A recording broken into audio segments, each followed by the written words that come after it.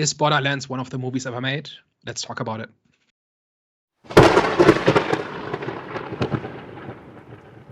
Hello, everyone.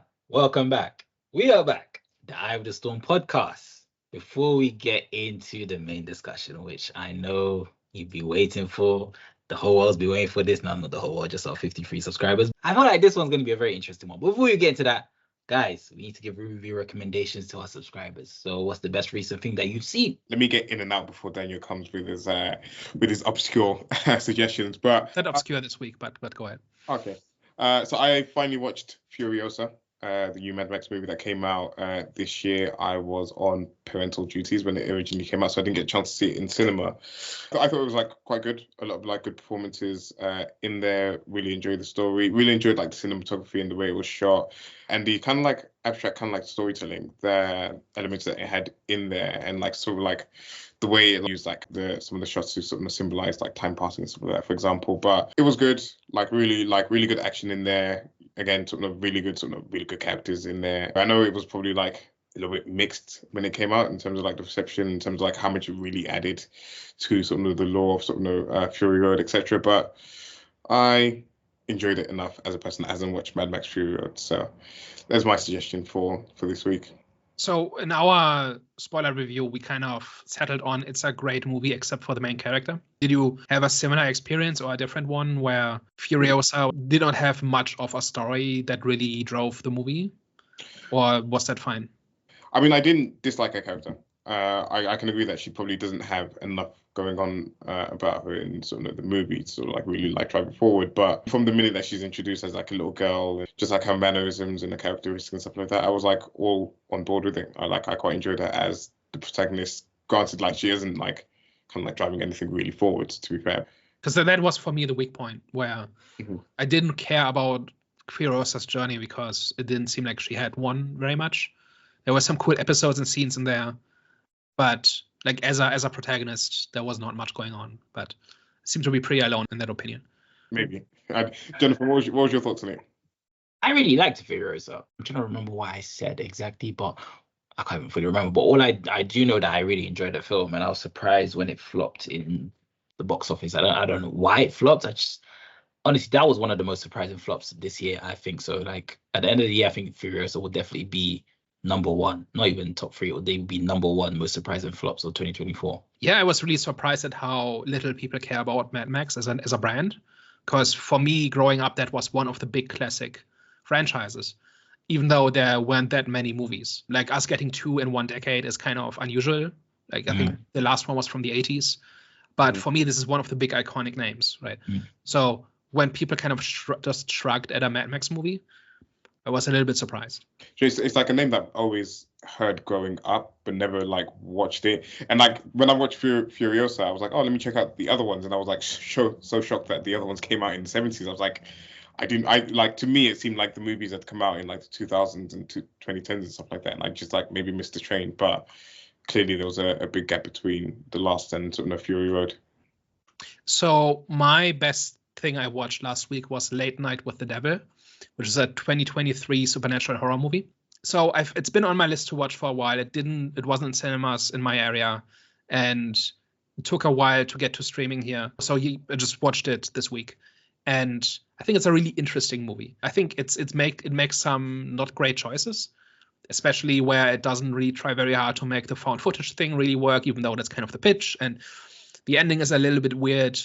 But one thing I really liked about it was just in general, it just flowed really well. I was really engaged from the first minute. And also it does this thing that I like a lot in horror, fantasy, science fiction, where there's kind of a metaphor going on, but it is also literal. And those two things kind of happen at the same time. So in this case, it's the idea of making a deal with the devil, where the main character has kind of made a deal with the devil in 4 different ways. And they all kind of collide during the story. And one of them is literal, and the other 3 are kind of symbolic or thematic, but they all kind of come to a head at once, and that drives the plot basically. And I thought that was really interesting. And even though it's a very flawed movie and it was apparently very low budget and a bunch of the effects are pretty cheap, but I think on a character and a thematic level, it's really strong. And if you want to see a horror movie that has some interesting ideas, but that isn't just a series of cheap scares. And where if you can look past like relatively cheap production values, then this is a really good watch. Yeah, I remember I watched it as well. I think there wasn't really anything that stood out to me, but I did like the film. I think it was competently made. It was just a good, solid Exorcist type of film. The ending was weird. I don't think I kind of drifted off a bit when it came to the ending, because it was like I'm sure they were trying to be very like I forgot what the symbolism in that was, or what the metaphor in that was. Yeah. Yeah, it was kind of weird. But yeah, in terms of just as a whole, it was definitely. Have they ever done that type of storyline before, where they're doing the Exorcist on TV? live TV? Yeah. It must have, but I'm not aware of any. Okay, well, it felt fresh to me. So yeah, but that's also the 70s setting, and like Yeah. the 70s were a time when interest in the paranormal was really at a high, and then you've got the talk show, and you've got TV being a relatively new thing, so people don't really know what to expect from it. Yeah. And the rules aren't as codified as they would be in later eras. So I think the setting is not just window dressing, it actually informs the story. And like that's the debunker character, and that is something that really emerged in the 70s as like a response to like fake psychics and mediums taking advantage of people, that sort of thing. So it's very much grounded in its time. And it's also kind of structured like a whodunit, because for the first 2/3 of the movie, it just drops clues, and then they all come together in the end. And then in hindsight, I think if you watch it a second time, which I haven't yet, I think you'll pick up on a bunch more stuff where you say, okay, that's a clue, and that's where this idea is being seeded, and this is where that is set up, which I really enjoyed. It's like a good detective story almost, except there's no detective. It's just the case is kind of figuring out what's happening to the main character and all the stuff that's happened in the past to put him where he is now, and why he's making all these choices. So that's all really cool. Might check out a second time as well. I watched The Experiment.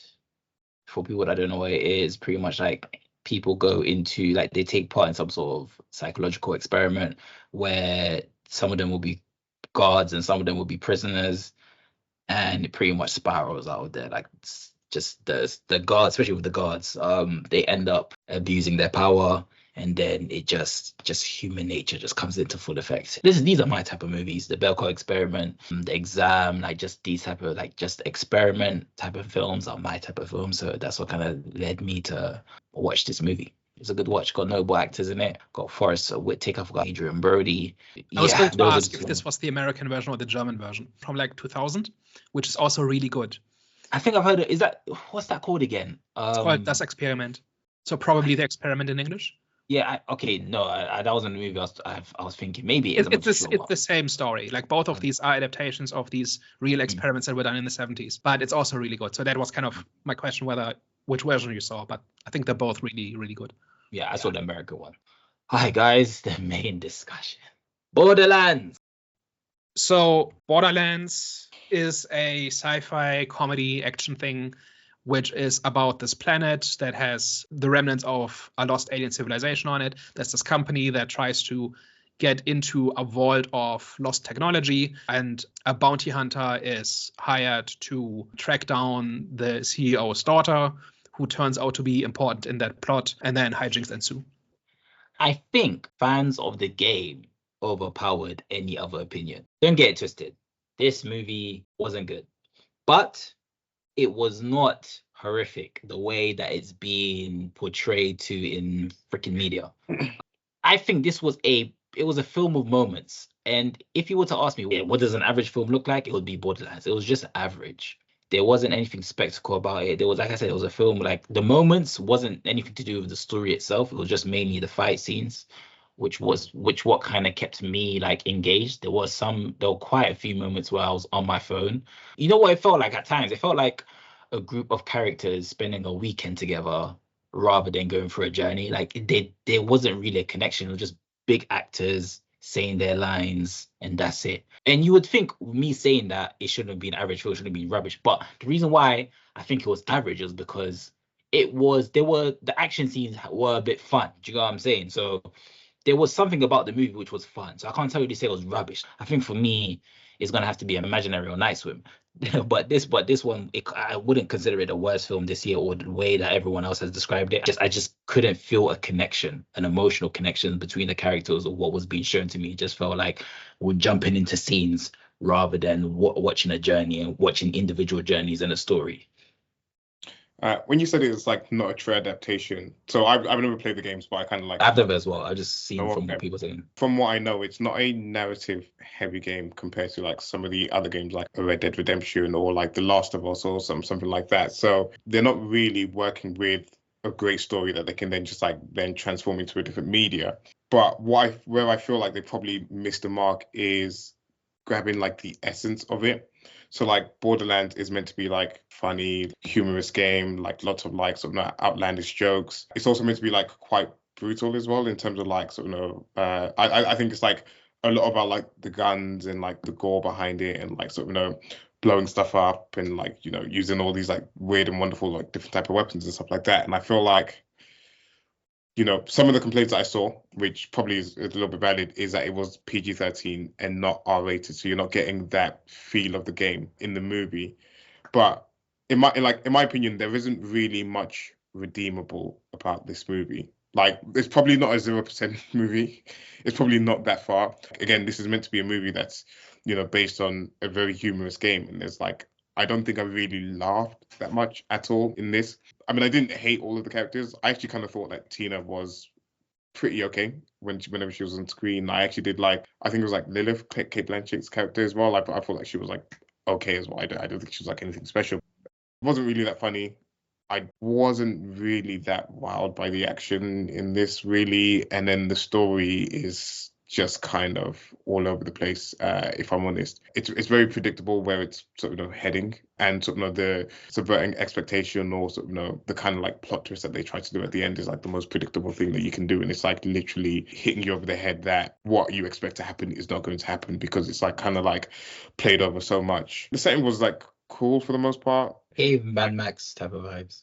Yeah, but it didn't give like a world that I could see myself in. Like it didn't like kind of like immerse me or transport me into the world like some of these like other movies have done, like like a Dune or something like that, or even like a Game of Thrones or things like that. I didn't feel like immersed in the world at all. So it's not a 0% movie, but there isn't really much redeemable or like much kind of going forward, to be honest. So I think this might be the first movie where we just outright agree. Mm-hmm. I think it's pretty much a slightly below average movie, which is not praise, right? But it basically does everything wrong in terms of its characters, its story, its themes, its setup and payoff, and all of these things that make up a movie, and that makes it just an average movie, right? This is not nowhere near the worst movie of the year. This is nowhere near a broken movie. I actually kind of it's too much to say that I had a good time watching it, but I was entertained, right? It flowed well. I had an idea who these characters were, stuff like that, and I was never impressed or I never had fun, but I also wasn't bored.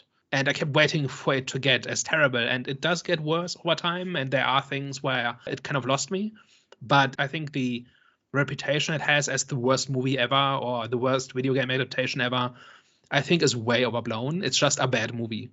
And I think it's worse if you're a Borderlands fan, which I think none of us are.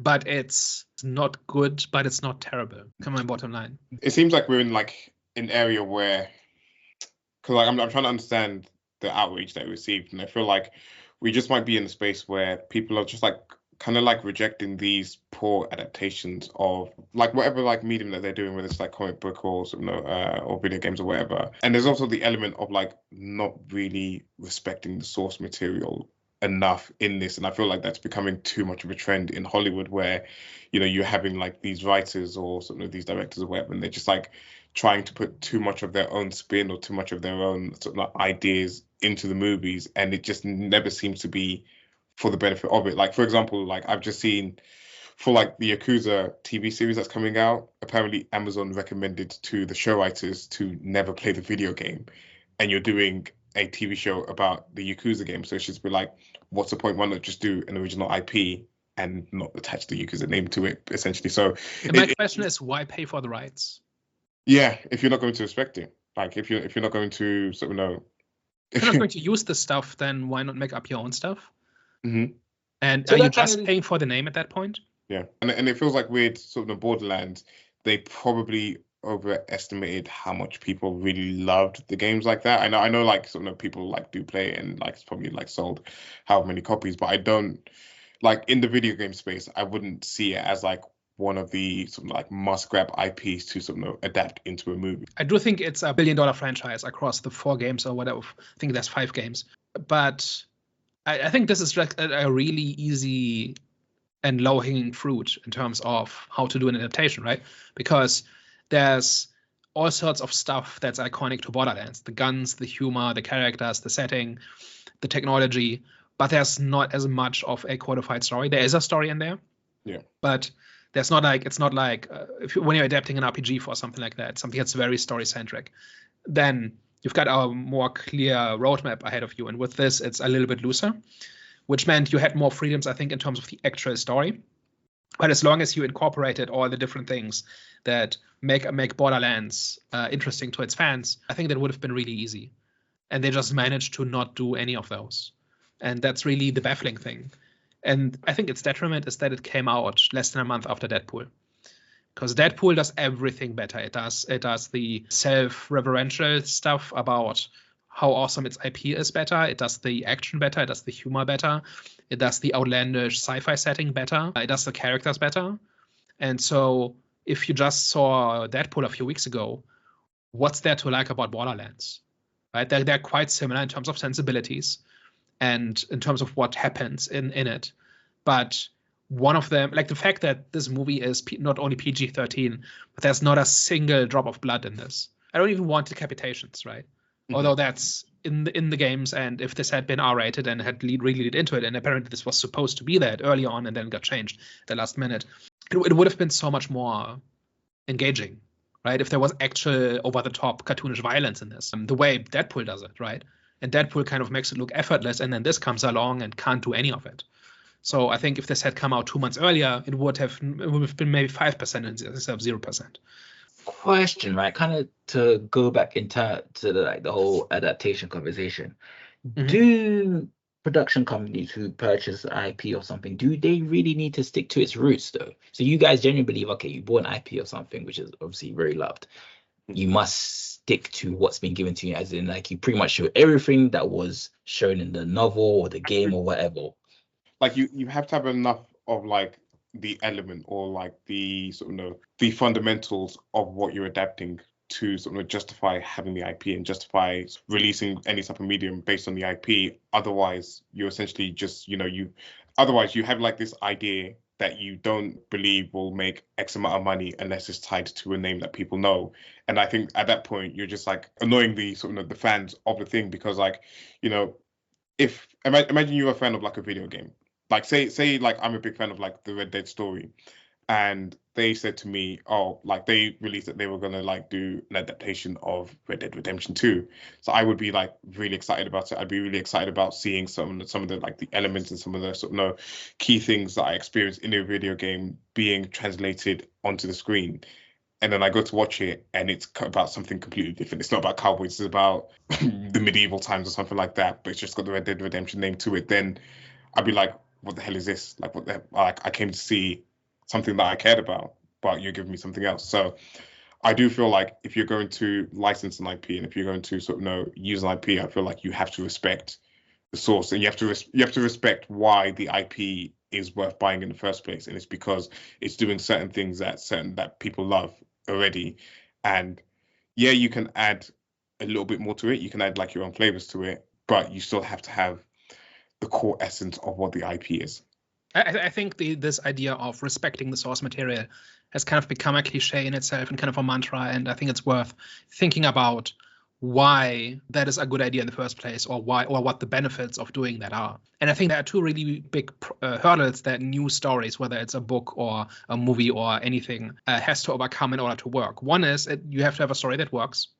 Number 2 is you have to have an audience. If you don't have both of these, then your thing will fail no matter how good it is. And the benefits of an adaptation is that you get a story that's proven, right? It's already worked, it's already been successful, and it's already got its audience, right? So you don't have to start from zero, you don't have to find your audience. They're already there, and they already have a positive attitude towards your product. And if you do an unfaithful adaptation that not only makes changes, like any adaptation has to make some amount of change just in order to translate it to a different medium. But if you change the ethos or what a story is about, or if you discard the reason for why this appealed to audiences in the first place, then you are throwing away your two biggest assets, right? You are changing a story from something that is proven to something that is not proven, and you are alienating your existing audience, and you have to find a new one. And I have no idea outside of it's what the writers want to do, because they're stuck with licensed properties, but they want to do their own thing, but nobody's buying the new thing, whatever. I think that is the number one reason for why this stuff happens. But from a business standpoint, from a project standpoint, you spent years of your life on this project and you really need it and want it to work, you are throwing away your two biggest advantages that you have when you're dealing with an adaptation. But is that fair on the movie though? Because imagine if this was a standalone movie, right? Firstly, we're never gonna know what the true, because it seems like this film is being overshadowed by fans of the game, right? I wouldn't think that as well, to be honest, because the first people that put the reactions out are the critics, and I don't know how many of these critics actually play the video games. I think these are just kind of like movie critics in general. So I wouldn't say that the overwhelming negative opinion of it is from the fans, because like the first however many reviews that came out that all scored it at 0 were all from critics that I couldn't imagine are people that go and play some of the Borderlands games.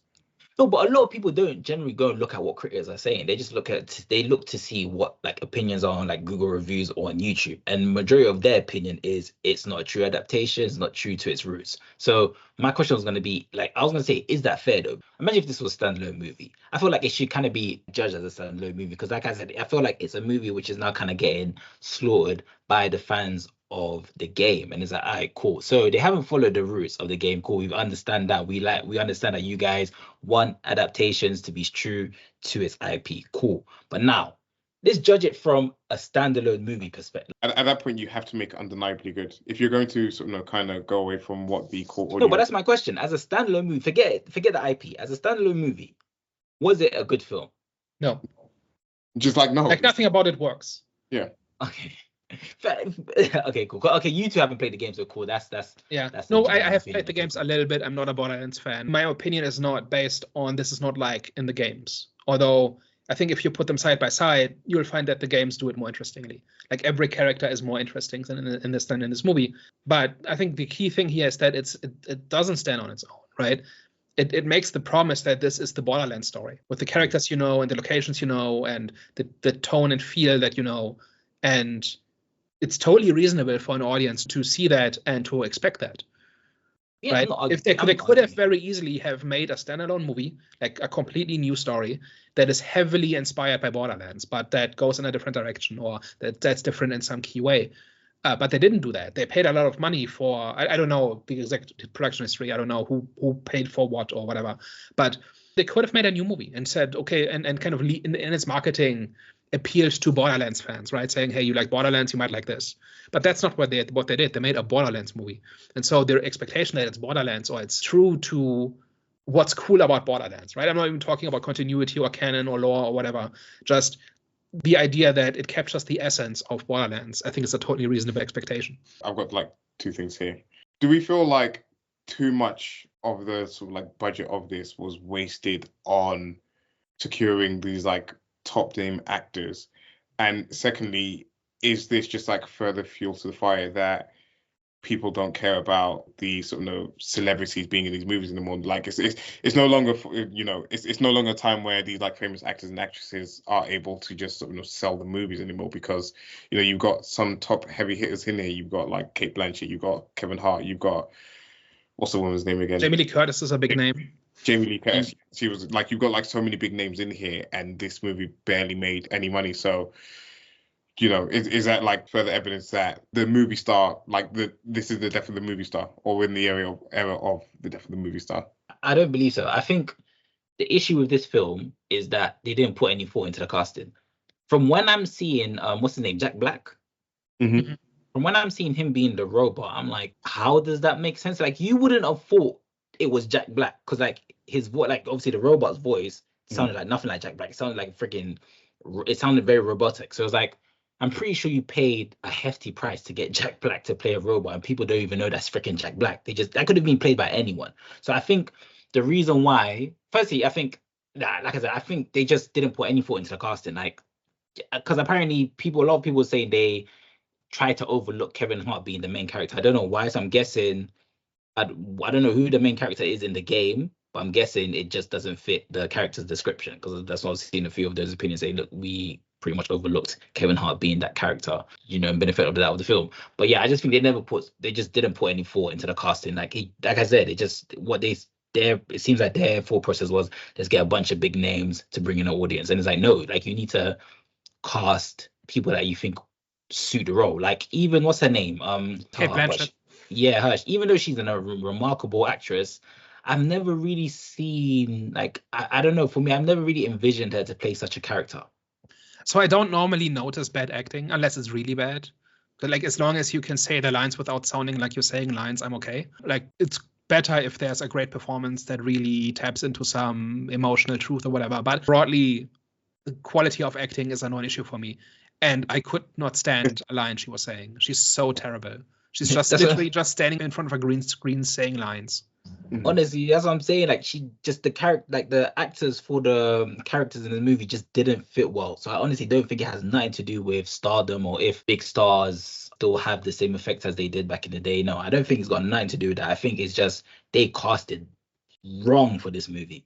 I mean, firstly, all of the characters in the game are like 30 years younger than what they are in the movies. Like, they're all okay.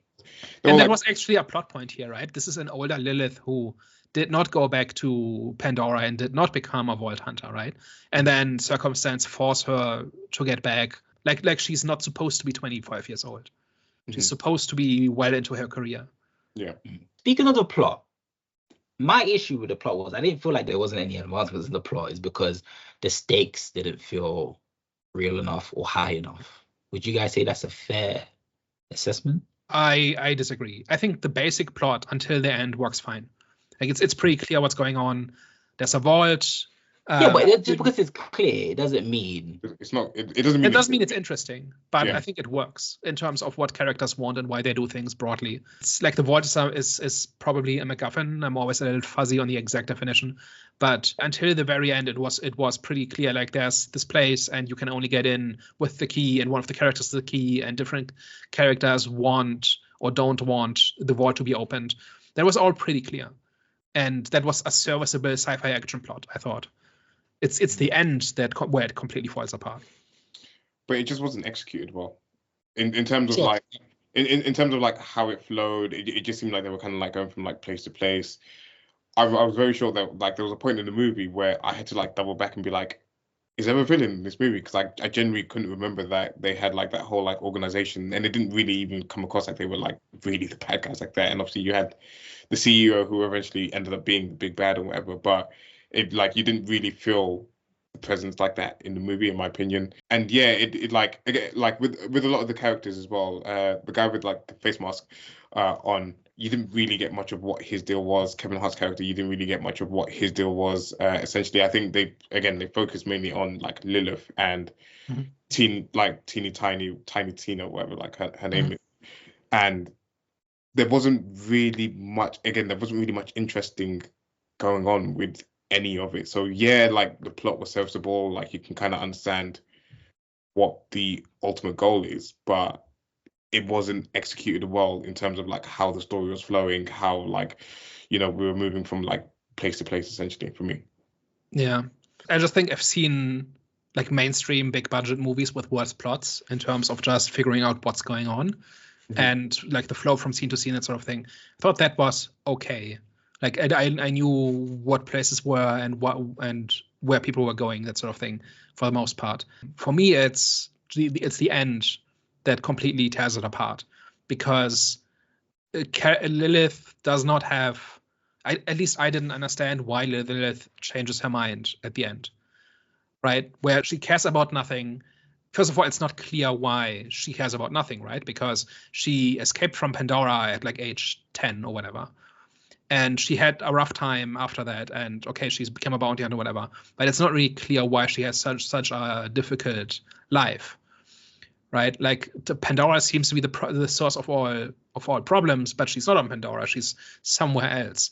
And even if she lives in the seedy underbelly of the galaxy, hunting bounties, it's not clear to me why she is that jaded. But then it's like one of her main motivation is she wants to stay away from Pandora at any cost.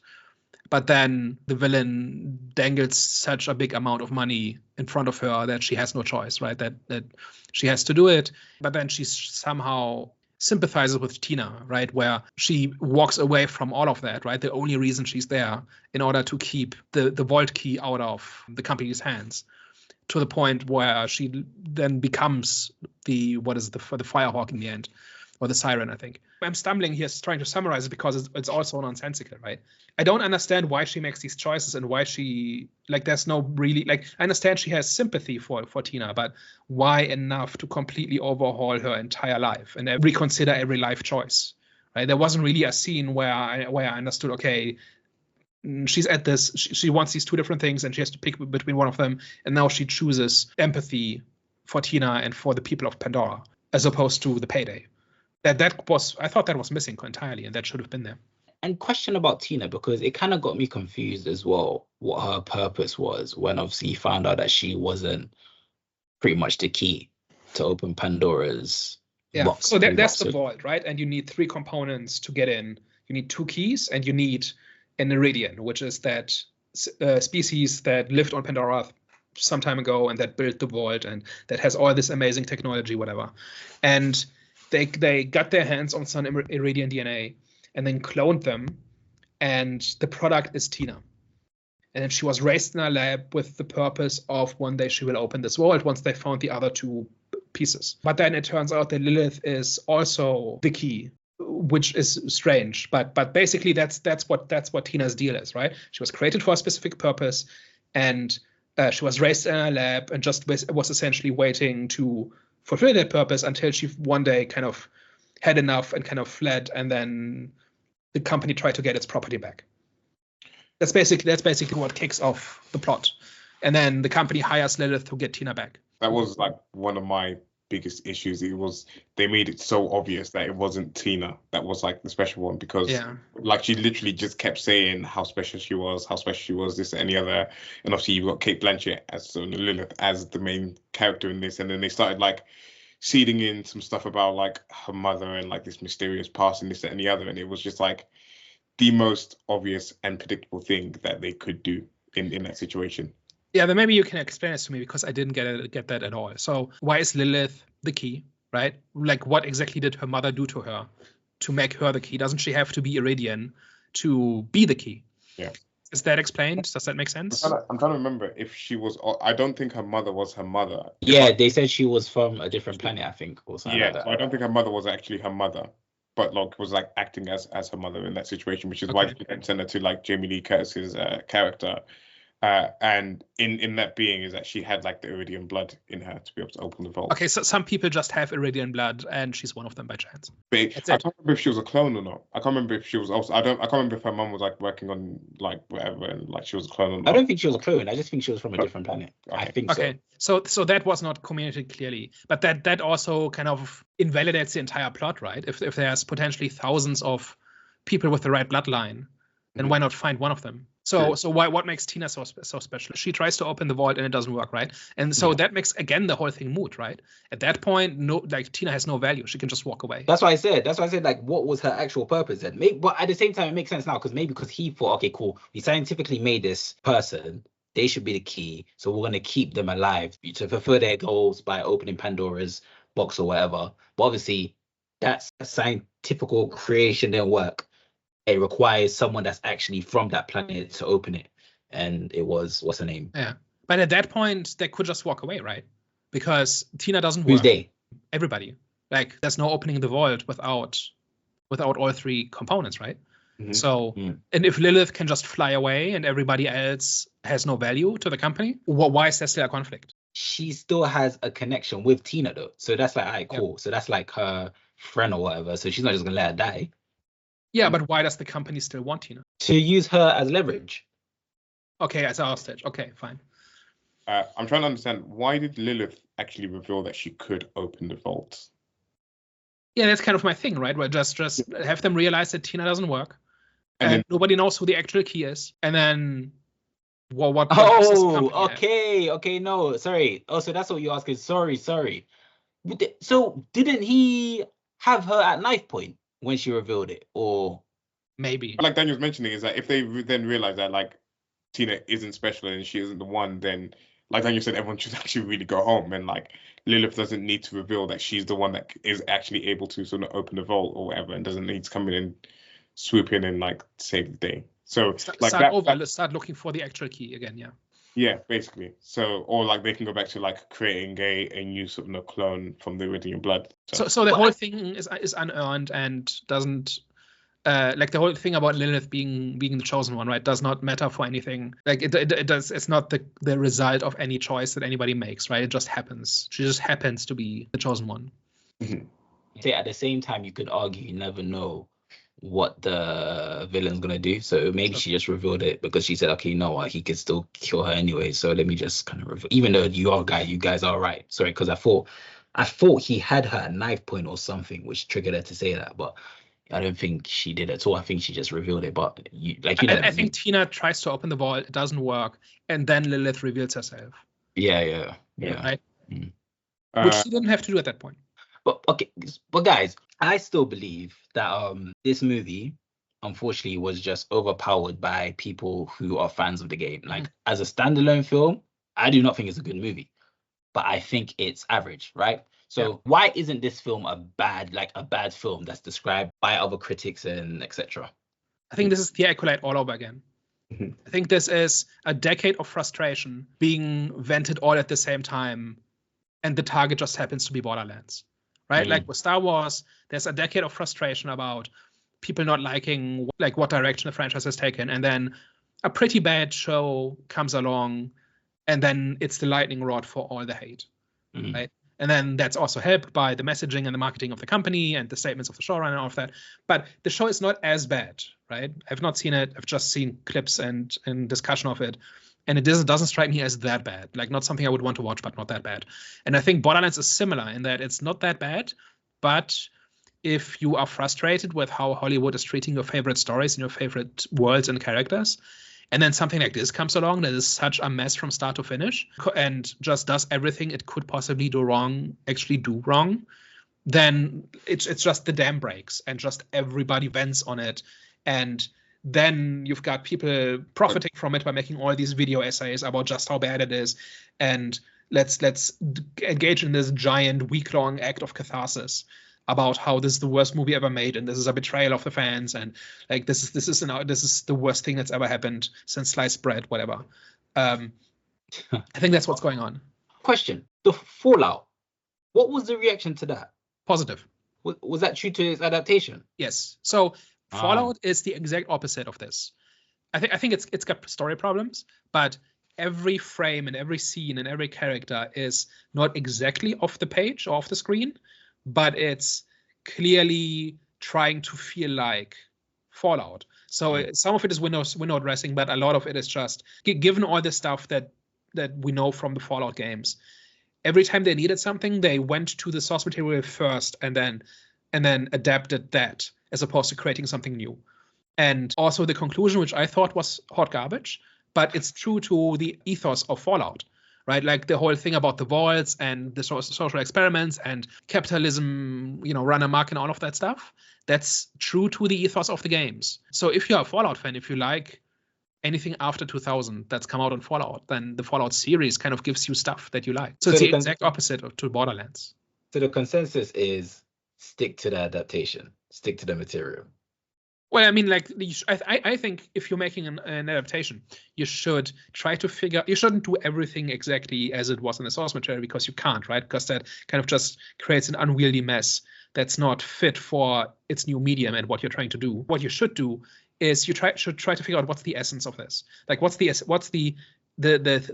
cool factor of what you're adapting? Why do people like this? And then you've got the window dressing, right? You've got the guns and the creature designs and the costumes, whatever, the scenery. And at minimum, you should try to build your story around this essence, this core. And then you should probably wherever possible, use the window dressing where it fits. and then you make the changes as necessary. I think that's a healthy approach to how to do an adaptation, as opposed to do everything exactly the way it was in the source material without any deviation, because that doesn't work, but also not just throwing everything out just for the sake of it and being different for the sake of it. Like the middle path is you try to distill it down to its essence, and you build it back up in the context in which you're talking about, like whether that's a TV show, that's a movie, that's a game, whatever. Can I just jump in there as well? Yeah. I've tried not to mention it because I mention it all the time, but Arcane is in a similar position to what sort of Tina Turner is, in terms of like, it's based on League of Legends, where again there isn't any story behind it, there isn't anything, like there isn't any like overriding narrative that they had to pull from, but the show was written by writers of like, so I think they do like certain like character clips and stuff like that, where they like maybe do like a few like cinematics and stuff like that. But the writers of the show were first-time writers. They'd never written the show before, but they were people that wrote for the game, essentially, or wrote something kind of like different characters into the game, essentially. And because they had such deep knowledge of the, sort of the source material, because they knew the essence, because they knew like essentially what they were like wanting to pull from there, they were then able to create an epic sort of 9 episodes of a series. Again, like to emphasize, as first-time writers, because they understood what they were using, they understood like the essence of it, and then just somehow managed to tag on a brilliant story on top of that as well. And in League of Legends, there isn't a plot exactly, but there is lore, right? Yeah. You know who these characters are, you know the places, you know what everybody's deal is. Yeah. And then you can translate that into a show. You know what these places are supposed to look like, you know how these characters are supposed to behave, you know what they're supposed to want, and that sort of thing. And I think that's what Arcane did correctly, right? That it said, okay, we're going to take these characters and we basically know who they are as people, and we're going to build a story around that. Mm-hmm. That's why it was broadly accepted by audiences, right? Yeah. But how easy is it to make this game into a movie? Like, from what you can remember, Daniel, you said you've played a bit of Borderlands, right? Yeah. Would you say there was like, would you say that the game was very complex, where it can't be, it's too hard to translate that into an actual film? No, I don't think there's any challenges to adapting this faithfully. Like, right? again, So you have to. So there is a story and there are characters, and the whole thing is a vehicle for like a looter shooter. But you know who the characters are, you know what the Vault is, you know what the Atlas Corporation is, and whatever. And I think the characters generally do have good characterization in the Borderlands games. Like, you can just watch like a character portrait of Tiny Tina, and you tell me if you have a handle on who she is, or Moxie, or Lillith, or any of these characters. This is not difficult, and it could have made a very simple, straightforward story about, like, you can even keep the same story, right? You like, the obvious story to do is a bunch of characters are going on a treasure hunt to open the vault, right? And then there's the evil corporation who wants to get there first, or whatever. You can do that, and it would have been a fine movie. I think that the basic plot of this is fine, right? Like, the company has a plan to open the vault, and doing so crosses some line that people don't want or whatever. And so that's the conflict, right? It's about withholding the key from the evil company. There's a totally fine plot. You just need to do it properly. Ready Player One, I don't know if you've seen the movie, but it does that literal simple premise of, there's this key that everyone wants, there's an evil corporation, and then you have like this like kind of like group of sort of small timers like going for it, and then they're just kind of going up against the evil corporation whilst trying to go for it. And it's simple enough, and it works for the movie. Yeah, and then you hang like the violence and the jokes and the quirky characters and stuff on that basic plot. Like, this is not difficult. I don't think it is. I don't think there's any reason for why you couldn't adapt this. Like, this is not Song of Ice and Fire. This is not Dune. This is not anything that is considered unadaptable because it's so complex or out there or whatever. This is a pretty straightforward action adventure with juvenile humor and lots of guns. And this movie was missing all of those pieces. It's actually kind of impressive. Just to cut to the chase, there was no reason why this movie had to be this way. This is purely incompetence and meddling by executives or whoever is to blame for this. I think it's maybe created by someone. Actually, no. So it's either created by two types of people. The first type of person it could be created by was someone who's played the game before, really liked the game before, but they created a version which they wanted to see the game be like. So they wanted to see this version of Borderlands, so they showed it as a movie. Or by someone who's never seen the game before, saw the script, not knowing that this is actually its true adaptation, said, I don't really like this, let me change up a bit. So sorry. I think the picture that emerges from what I've read is that this was supposed to be a full-on R-rated, gory action movie that was a lot closer to what Borderlands was supposed to be. And then somebody came up with a draft, and the executives panicked and said, "This is, we won't make our money back. We can't market this. We have to redo this as a PG-13, bloodless action comedy with everything made more generic so that as many people as possible see it." And that completely backfired. Right? That removed it from every distinctive thing it had. But I basically think that's basically what happened. What's confusing is that they should have seen all of these successful R-rated movies that have come out in the previous, like, how many years. It's like, it's a case of like trying to appeal to everyone as opposed to sort of trying to find your niche and sort of really going for it, essentially, which is where they failed in this attempt. I mean, Deadpool just cracked $1 billion as an R-rated, gory juvenile comedy, right? But that also happened last month. Yeah. Right? There was no you could have predicted that it would be successful, but it's not like there's a lot of I think Deadpool is by far the most profitable R-rated comedy or R-rated movie. Then you got Joker made over $1 billion as well, which is sort of R-rated, and then you have like Oppenheimer was like R-rated, 18 plus as well, which like made close to like 700 million in the box office as well. So of course you don't have to cross $1 billion, but you can still make a healthy profit, making it R-rated and sort of making it for a specific audience as opposed to trying to appeal to everyone. Yeah, no, I think it absolutely can work, and R-rated still means you have to be 18 to see it, which does not, like, you don't lose that many people, right? For like people under 18, there's still a large audience remaining, is my point. But generally, R-rated movies have more limited appeal. You can't go there as a family, for instance, right? Yeah. So conventional wisdom, I think there's a point to it, is saying if you make it R-rated, you're limiting your potential appeal and your upside, right? And I think somebody somewhere just panicked and said, no, this has to be broadest appeal possible. That means take out all the risque jokes, take out all the violence, take out all the peril. Put Kevin Hart in your movie, the most like family like face you can put in a movie. And I'm kind of confused as well, because this was produced by Lionsgate. It's not like it's Disney.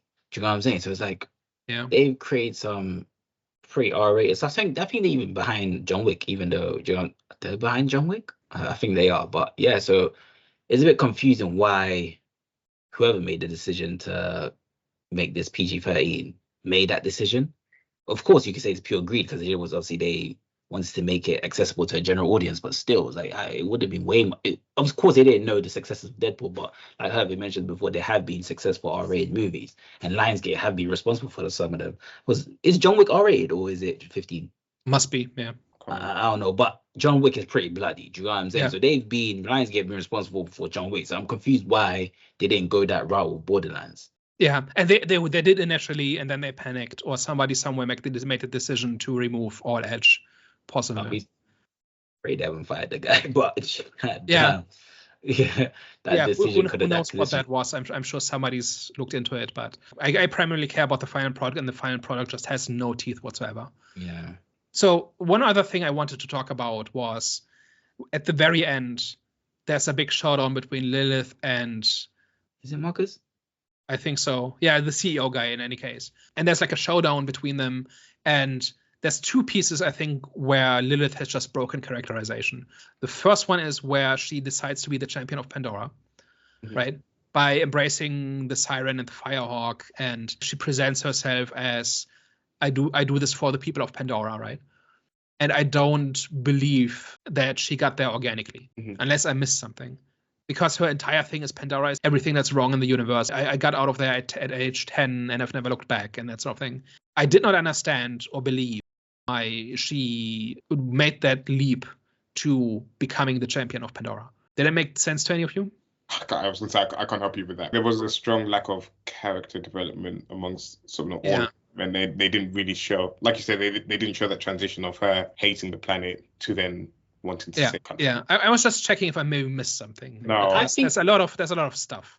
I think it was more so her appreciation of Pandora came at the end, whereas by default she ended up saving Pandora for what's her name, Tina. Yeah, but she, like I can kind of get having sympathy for Tina, right, and wanting to save her. But she then positions herself, or the movie positions her as the savior of Pandora. I think that was by default. No, that was a deliberate choice. Like she made the choice to do that. That was deliberate, but I'm saying it was by default. So it's kind of like, so Tina was the main that was the main reason. But but as she saves Tina, she's saving Pandora as well. But I don't. Yeah, but it's not incidental. She says I'm doing this for Pandora. I stand between you and the people of Pandora. That sort of thing. It is a deliberate choice, and I'm not saying it's completely unmotivated, because her entire personality up to that point is to not care about anything and to hate everything related to Pandora. But doesn't she say in the beginning when she comes into Pandora that she says, I hate this place, but it's home? Yeah, that's one line or half a line, and then there's 20 more about how awful Pandora is and how she wants to leave at the first chance. Yeah, true. I agree. If there was like enough shown of like her seeing what life was like for people on Pandora, essentially, and like maybe like seeing them being oppressed by like this Atlas Corporation or something like that, or just like something to like then change her feelings towards the city, or like sort of maybe have a better understanding as to like, okay, like I left this planet as a 10-year-old, but in reality, this is why the planet is the way that it is, essentially, or like it could have just had something interesting to say as opposed Pandora is awful and you are the reason why it's awful. I'm going to fix that. Something like that. Something like that, basically. But it just didn't have anything of that. It didn't have like enough of those sort of kind of like beats within the story to warrant where she completely does a 360 on her character. Yeah.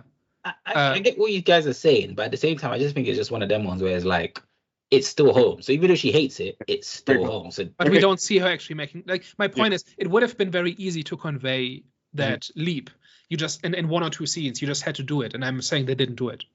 Yeah. So basically, like what you just said there is like, oh, you're kind of excusing it. And I feel like, a lot of like modern storytelling or like sort of modern writing and sort of Hollywood kind of misses some of the like core essence of like building out characters, or like taking them on sort of character arcs, or just like giving them enough of like a starting point and then an end point. And I just feel like we can't just keep saying, well, we kind of like assume, or we just kind of like excuse it. Like it's just, and especially we're doing like some, like watching some of the sort of previous older movies, like we've done like Aliens and stuff like that, where everything's a lot more intentional, like about the storytelling. It's like really well thought out. It's like you're putting things in there. You're like you're setting things up and you're paying it off, essentially. Like there's nothing happening just because the story needs to happen, essentially. And I feel like we need to get back to a point where there's actually more care being put into the stories, as opposed to just like some formulaic stuff that some exciting things, and then here's the end of the story, basically. So I was actually building towards a different failing of modern storytelling. Okay, go on.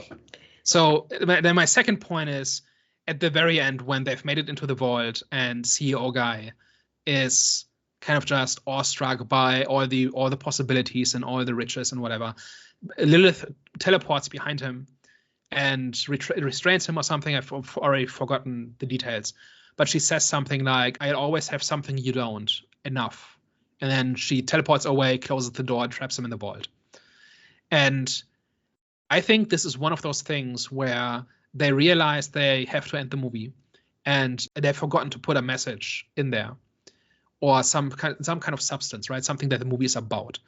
And so they just put in a platitude that people are supposed to nod along with and say, oh yeah, that's deep, that's a good message. But it's not actually in the movie. It's just kind of stapled on top. Caped Crusader last week did a similar thing where it's kind of about not a whole lot for 10.5 episodes, and then at the very end it does a few things to make you think that there's been a character arc that has been paid off.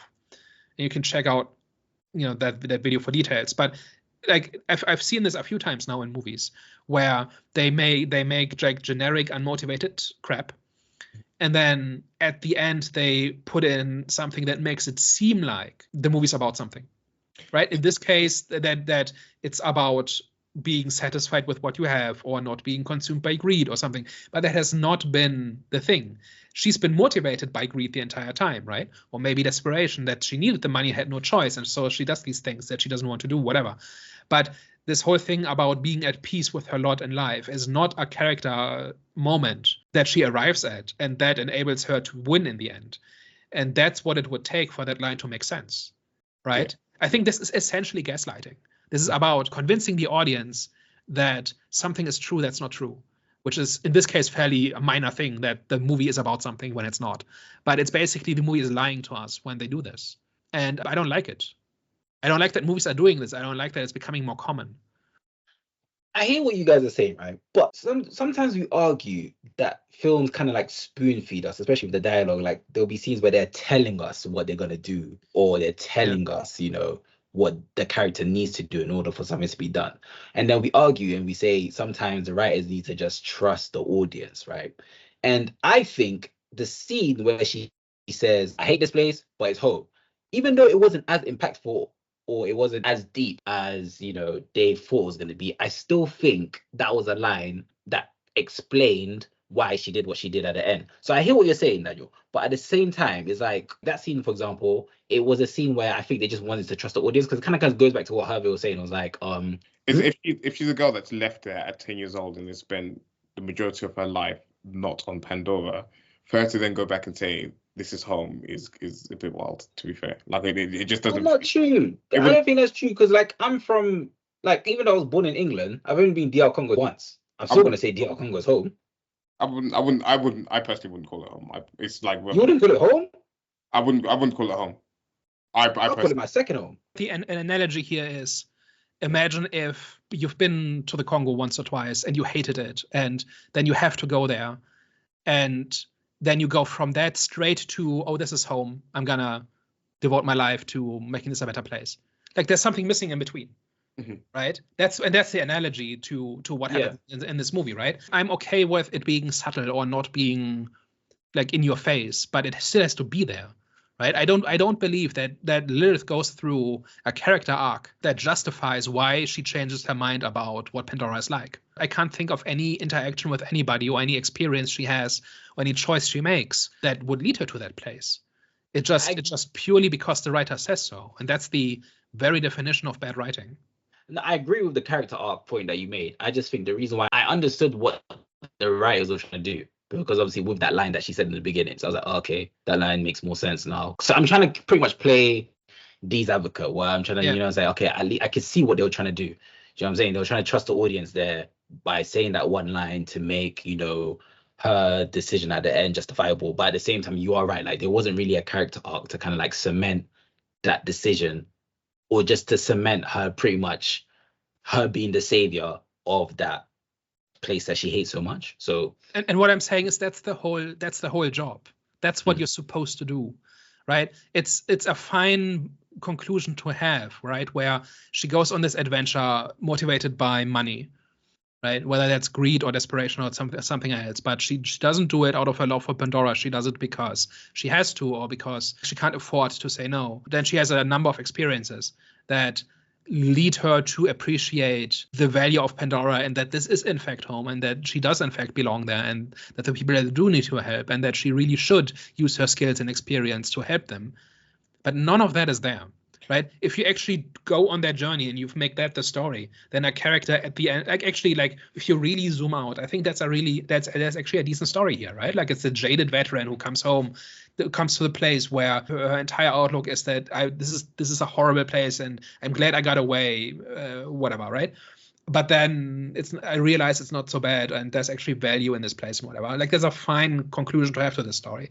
It's maybe whether that's a good Borderlands story is a different question, but as a story, it's fine. There's just a giant chunk in the middle missing, where it is justified why she comes to this position in the end. And then there's the second thing about, I have something you will never have, which is enough. Like the rejection of greed has also not been her arc, right? Or like something along those lines, right? And I think it's just purely stapled on to the end so that people walk out of the theater thinking the movie is about something. But it's not, right? And it doesn't have to be about this. But given that they are saying this is what it's about, then it should actually earn it. And it didn't. Right? And that's just my point. Yeah. No, I can agree with that. All right, guys. I think we are at the time of... Oh, is that one of... Do you have one more thing, Daniel, that you wanted to bring up? No, that's it.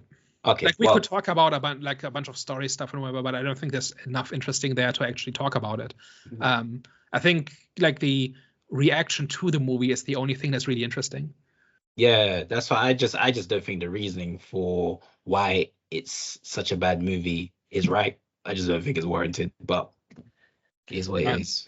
I think just to add to like your last point that you mentioned there as well, Daniel, is that in these kind of like team up movies where you have like multiple like characters in one, or this like kind of like ensemble team or whatever, you normally have like those like kind of like down times, or like those like times where like maybe like they're around the campfire or something like that, where you're able to kind of get a lot of like that character development in, or you're like kind of like able to like maybe like insert sort of like certain things in there, and it just makes me feel about such a waste of potential, because you know you have like this person who's meant to be like one of the crazies, or he isn't part of the crazies anymore, like the guy Psychos. Yeah. He's meant to be like one of the psychos essentially, but he isn't like part of like that group anymore. He's part of like this group and whatever. And you could have like maybe used that opportunity to learn a little bit more about him whilst educating sort of, you know, Lillith about like life on this planet and like some of the difficulties and stuff like that. And I feel like that's probably I can't remember a point in the movie where it's just the characters kind of like having that moment where they're bonding, because again, it feels like there's just a bunch There's of no time. There's just like We've got explosions to get to. No, literally. And it just like ends up being a bunch of like different characters just kind of pulled together. You never really feel like they're really part of a team. You never really feel like they really care enough about each other at all in this, which is, again, it's probably one of the bigger letdowns of this as well, considering it's a Guardians-esque type movie. And you can weave this into the story really easily. Like you can have a big action scene where maybe some villagers are involved, and then Lillith is confronted with the reality of what being an average person on Pandora is like, and maybe she makes maybe she lets the villain get away in order to save a villager or something, and then beats herself up about it because the mission is the important thing, but she can't shake the idea that it's the people that matter, or like something, right? Yeah. This is very easy to do. Like it would be trivial to sprinkle this stuff throughout the movie. And it doesn't hurt the comedy tone as well, because like a lot of good comedies have like good heart in them as well. Like there's like a good kind of like story in them. Deadpool did it. Yeah, that literally Deadpool just did it like a couple of weeks ago, where you like insert some heartfelt stuff in there, and then you can get straight back into like telling your jokes and like trying to make the audience laugh, which this movie did not do whatsoever, which is crazy. Yeah. All right, guys. Sorry, just one thing. I know you're like saying that people like really didn't like this movie.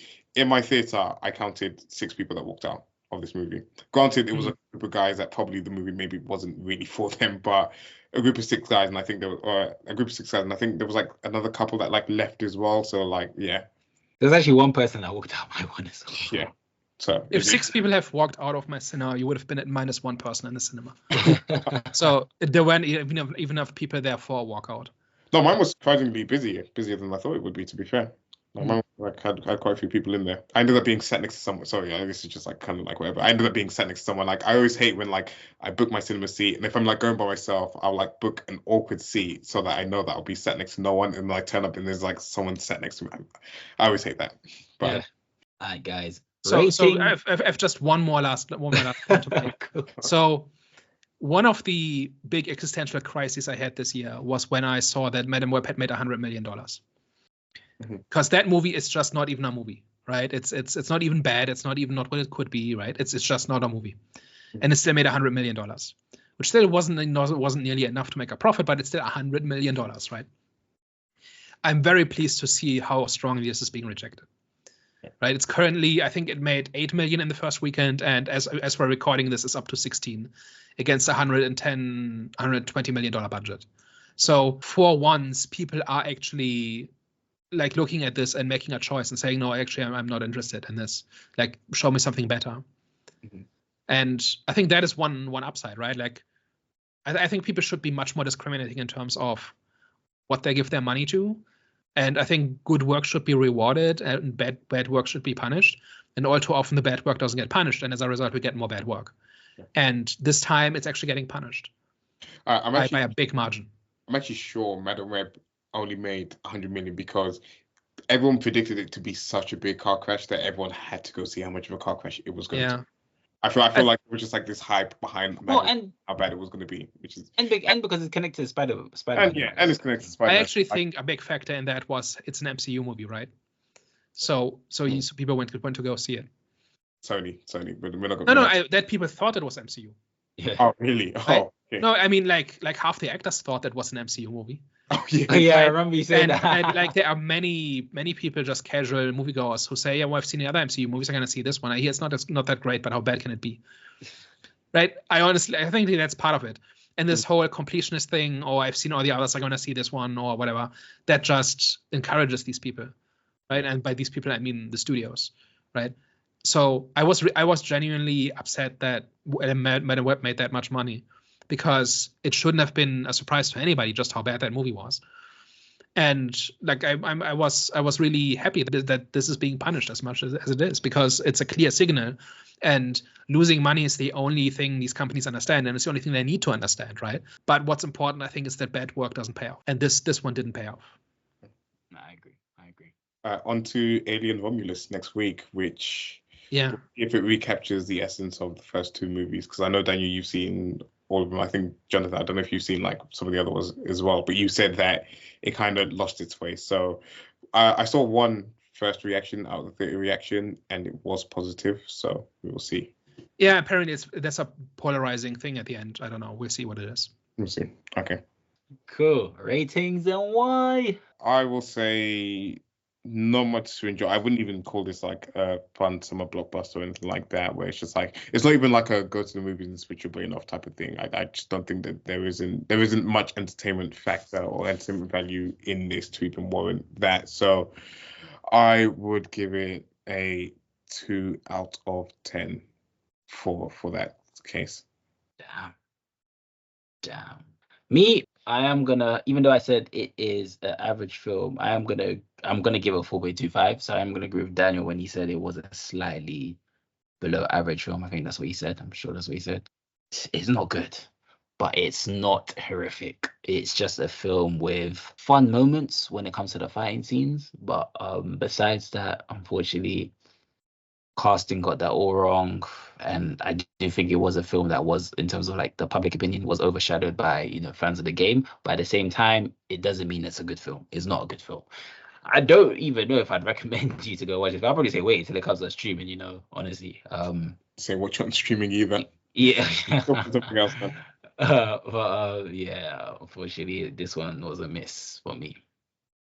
Yeah, so I think this is not as bad as people say. I think this is just another brain dead blockbuster that's not even fun, where there's no creativity or emotion or heart or even excitement in it. It's just stuff happening for 90 minutes or 100 minutes. I think it's about as bad as Godzilla x Kong and Ghostbusters this year, by which I mean it's a movie. It's you can sit through it, but there's nothing in it that is in any way engaging. And for that reason, I give it a just watch Deadpool out of 5. Because Deadpool does all the things you want out of a Borderlands movie, and it does it well. Yeah. That was an interesting rating. Okay, guys, thank you very much for tuning into this week's episode. Don't forget to Don't forget to like, share, and subscribe, and of course, put your thoughts down below on the comments. Was this really a 0% movie? Did it warrant all the hate that it got, or did you enjoy it? Are you one of the few people that actually went and enjoyed it and laughed and had a good time? If so, please comment and let us know what we missed. All right, guys, thank you very much, and we will catch you next week. Au revoir. Ciao. Bye-bye.